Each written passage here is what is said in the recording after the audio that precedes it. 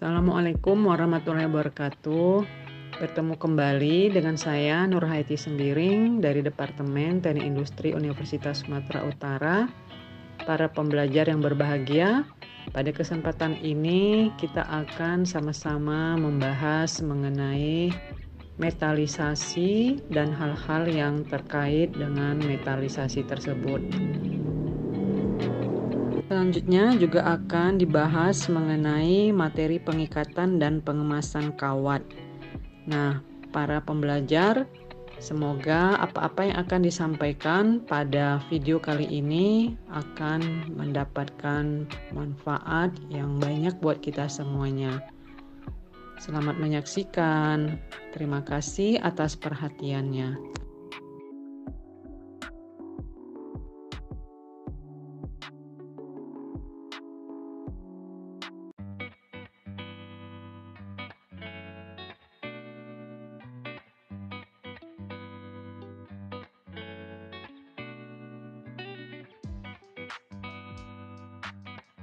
Para pembelajar yang berbahagia, metalisasi merupakan proses pelapisan logam pada permukaan benda.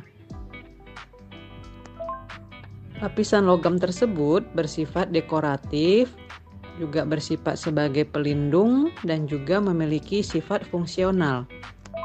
Ini sering juga disebut sebagai proses thermal spray, yaitu ketika sebuah benda diberi perlindungan terhadap korosi dari logam seperti seng ataupun aluminium. Campuran bahan nantinya disemprotkan pada suhu kamar tertentu dan akan menghasilkan efek ketebalan lapisan yang bervariasi. Logam yang tipis akan menjadi terinterkoneksi antar komponen pada chip serta interkoneksi antara komponen dengan bagian luarnya. Proses metalisasi berlangsung di ruang yang disebut sebagai ruang vakum. Tekanannya biasanya antara 10 hingga 6 torr. Sinar elektron densitas daya tinggi difokuskan pada permukaan material tersebut. Uap panas nantinya akan membentuk suatu lapisan. Elektromigrasi adalah sebuah proses ketika sebuah atom logam dipindahkan akibat dampak elektron yang melayang di bawah kondisi arus tinggi. Logam dengan titik leleh rendah seperti aluminium sangat rentan terhadap migrasi listrik ini. Aluminium dan paduan aluminium tembaga tetap menjadi bahan yang paling umum digunakan dalam teknologi integrasi skala sangat besar. Namun, karena dimensi perangkat terus menyusut, maka elektromigrasi menjadi perhatian dengan interkoneksi aluminium. Dalam kasus yang tertentu, kondisi ini dapat menyebabkan garis logam terputus atau juga korsleting. Maka, solusi untuk masalah ini adalah salah satunya penambahan lapisan logam terjepit seperti tungsten dan titanium, dan juga penggunaan tembaga murni yang menampilkan resisitivitas lebih rendah. Dan elektromigrasinya juga jauh lebih sedikit daripada aluminium.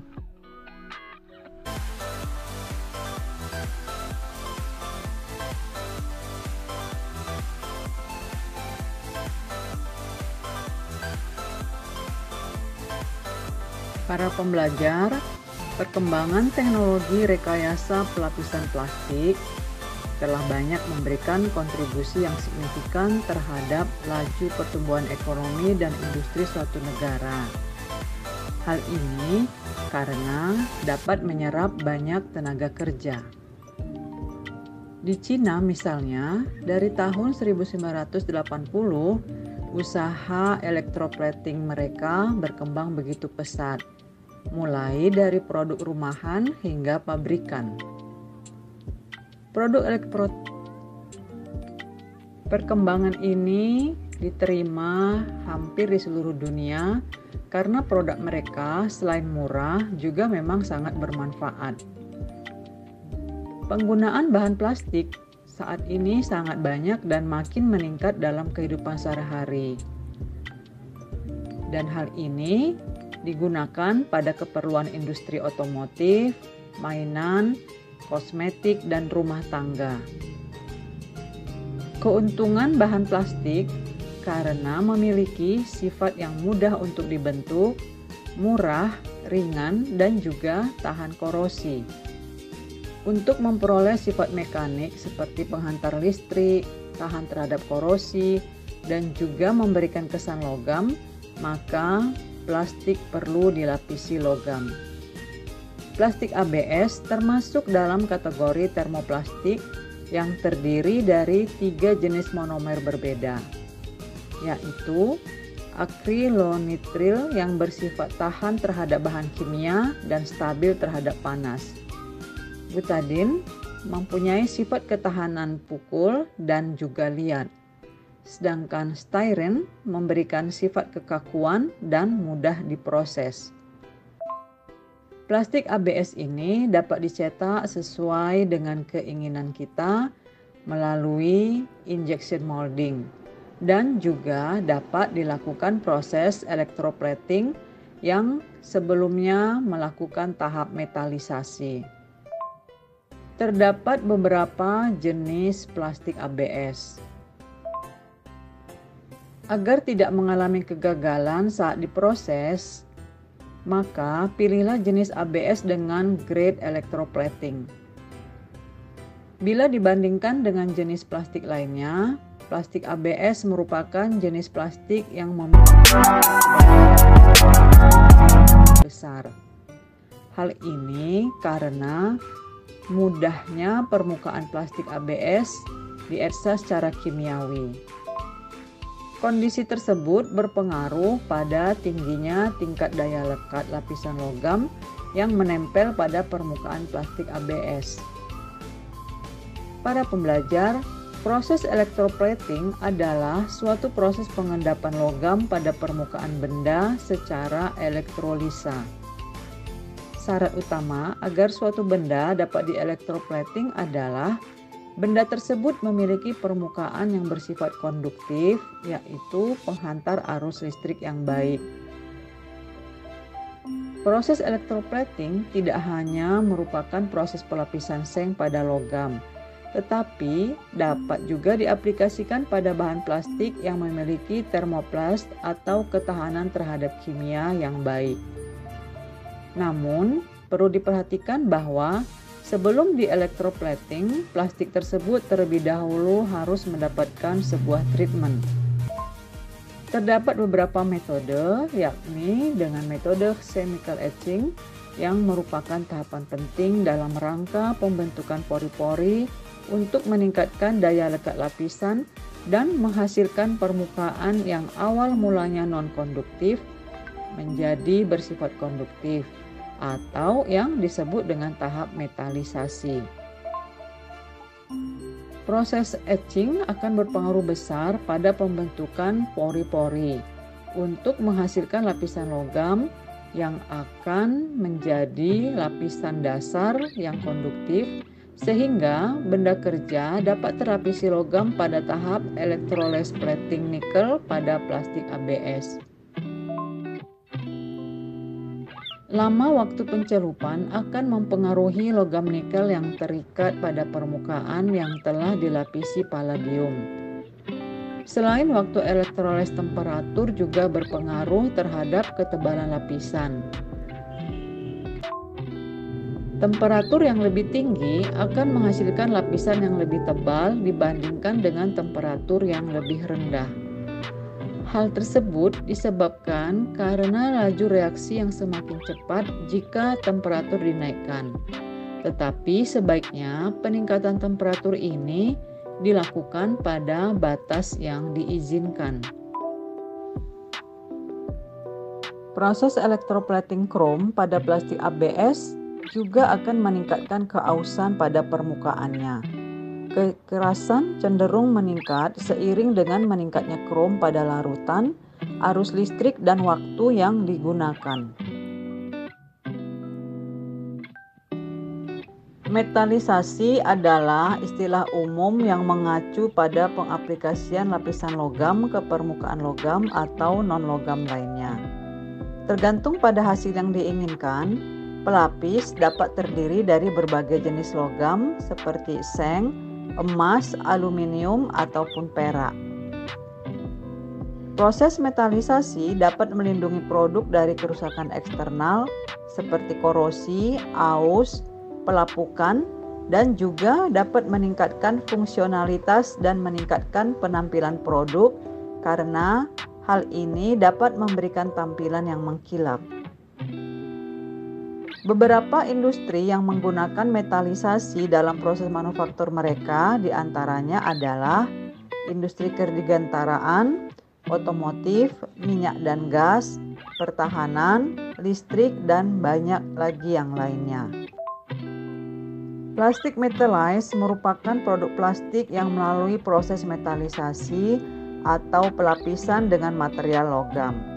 Tujuan dari proses pelapisan pada produk plastik ini bisa sangat beragam.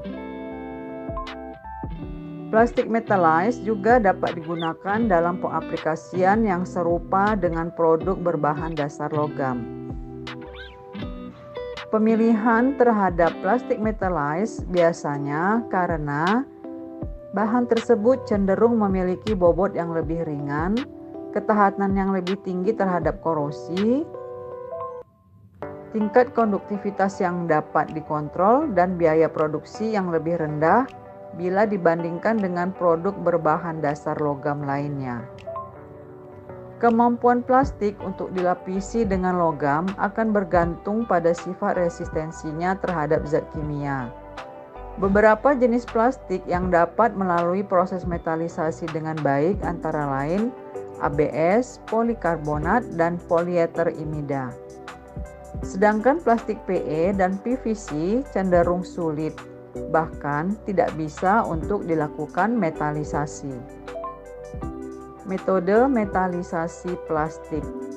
Para pembelajar, hal penting lainnya yang perlu diketahui tentang plastik metalized adalah metode apa saja yang digunakan dalam pembuatannya. Setidaknya ada 2 metode yang digunakan untuk melapisi produk plastik dengan logam, yakni penyemprotan termal dan vacuum metallizing.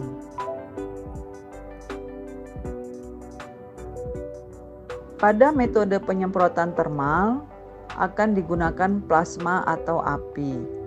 Perangkat genggam digunakan untuk menyemprotkan lapisan logam pada plastik.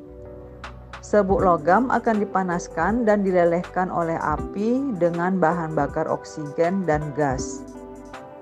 Para pembelajar, metode metallizing ini memiliki tingkat deposisi yang tinggi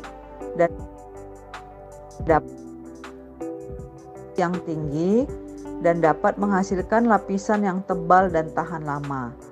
Tetapi proses ini juga cenderung menghasilkan lapisan yang berpori dan juga kasar.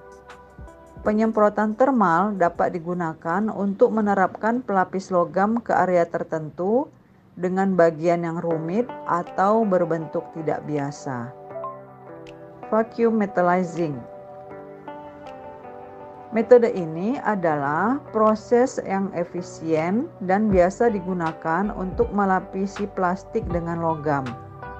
Sebelum proses metalisasi dimulai, plastik akan mengalami pre-treatment. Langkah ini dapat dilakukan secara kimia, mekanis, atau dengan plasma berenergi rendah.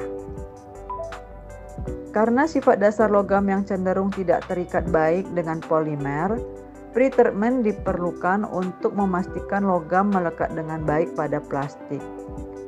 Setelah proses itu selesai, uap dari logam akan mengembun ke substrat dan membentuk lapisan logam. Untuk mencegah oksidasi, seluruh proses akan berlangsung di dalam ruang vakum. Plastik metallized yang dihasilkan dari metode ini dapat digunakan untuk berbagai aplikasi, mulai dari suku cadang interior otomotif hingga jenis foil tertentu. Proses metalisasi plastik dilakukan dengan cara memanaskan aluminium hingga titik lebur di ruang hampa. sehingga atom dan molekul akan menguap dan menempel pada permukaan plastik yang bergerak dengan kecepatan tinggi. Kemudian dilakukan proses pendinginan sehingga mengkristal dan membentuk lapisan tipis di seluruh lapisan plastik.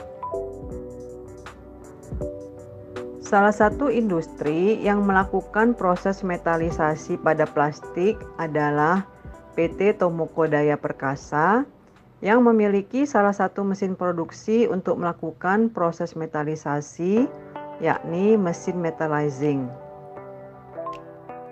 Pada perusahaan ini, mesin metallizing memiliki teknik evaporasi dengan 4 bagian utama, yakni vacuum system, winding system, evaporator, dan cooling drum.